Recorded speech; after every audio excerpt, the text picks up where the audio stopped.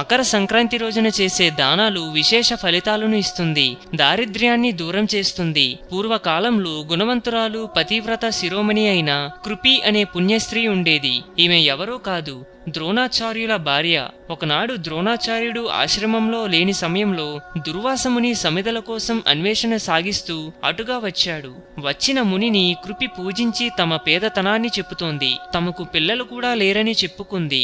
ఆమె ప్రార్థనకు ముని దయార్ద్ర హృదయుడై సంక్రాంతి పర్వదినాన్ని జరుపుకోవాల్సిందిగా ఉపదేశించాడు. ఆ వ్రత విధానం గురించి వివరిస్తూ ఇది వరకు ఈ వ్రతాన్ని ఆచరించి సంతానాన్ని పొందిన యశోద గురించి చెప్తాడు.